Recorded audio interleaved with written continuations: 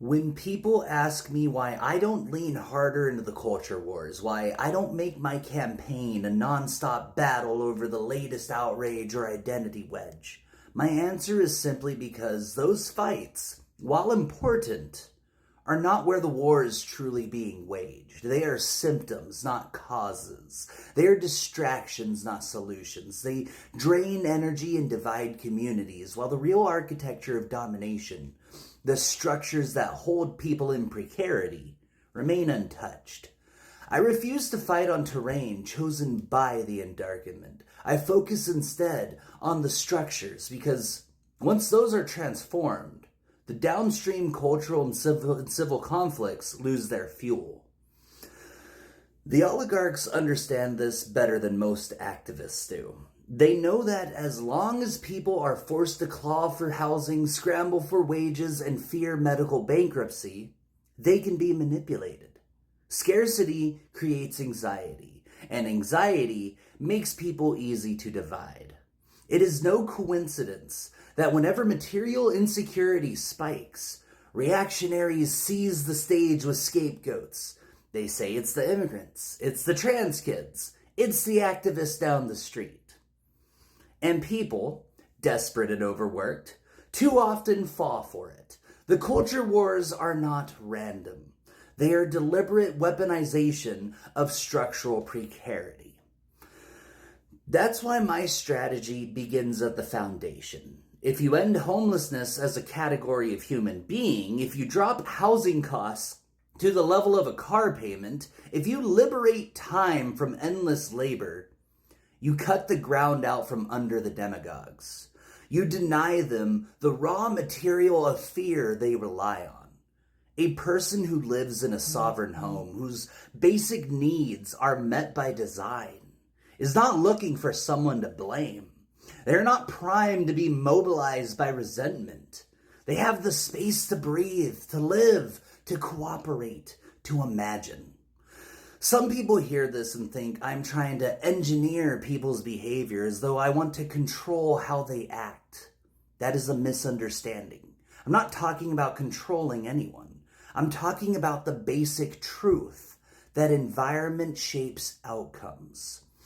A starving person is more likely to steal than someone whose home provides their sustenance. A desperate worker is more likely to lash out than someone who has time and security. These aren't moral failings. They are predictable human responses to conditions. If you change the conditions, the responses change. That's not coercion, that's structure. That's social science and structural design applied to liberty.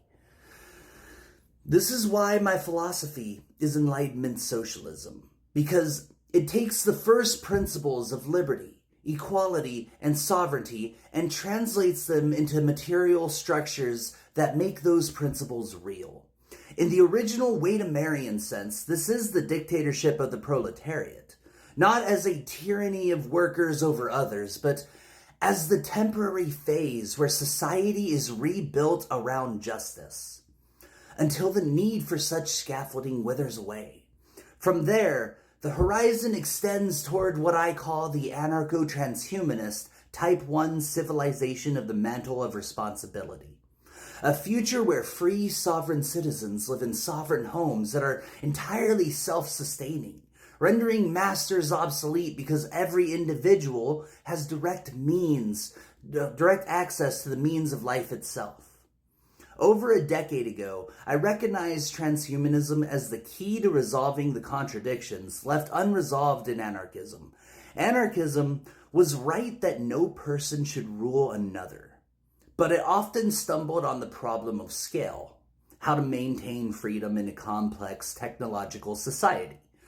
Transhumanism, properly guided, offers the tools to scale liberty without rulers. And from Marxism, I took what was useful, the understanding of how class and material conditions structure society, and how transitional phases are sometimes required to dismantle systems of domination. Through it all, I kept my framework rooted in the Enlightenment, because the Enlightenment wasn't just an era. It was the beginning of a civilizational project to build a world where reason and liberty were not fragile exceptions, but permanent conditions. That is the essence of my structural philosophy. Liberty cannot remain a slogan or a sentiment. It has to be designed into the bones of civilization. If your housing depends on a landlord's whim, you are not sovereign. If your survival depends on working yourself to exhaustion, you are not free. If your justice depends on the discretion of rulers, you are not equal. These are not cultural skirmishes, they are structural chains. Break the chains, and the cultural battles begin to resolve themselves. Not because prejudice vanishes overnight, but because the system no longer rewards it, no longer feeds it, no longer requires it to survive. That's why I refuse to waste my energy chasing every culture war fire set by the Endarkenment. They want us fighting over the shadows on the wall while they tighten the bars of the cage. My work is about breaking the cage itself. Build sovereign homes and you cut off the landlord's whip. Liberate time from labor and you cut off the boss's chokehold. Design structures that output liberty and you make domination obsolete. That is how you end the culture wars, not by ignoring the fights, but by removing the terrain that makes them endless. The deeper point here is that freedom is not an abstraction. It is not something you win in theory and then hope will trickle down into daily life. Freedom is structural. It is material. It is the roof over your head, the hours of your day, the dignity of not being forced into desperation. My structural anarcho-transhumanism is about making that freedom durable, scaling it with technology so it can't be rolled back by kings, oligarchs, or demagogues. So yes, I will always stand with those targeted in the culture wars. Trans people, immigrants, workers, women, all of them. But my fight is to cut off the system that manufactures the fear and precarity that makes those scapegoats so effective. Because once the foundations of liberty are secure, the rest follows. Once the environment changes, the behavior it produces changes too. That is the path to a future worth living in.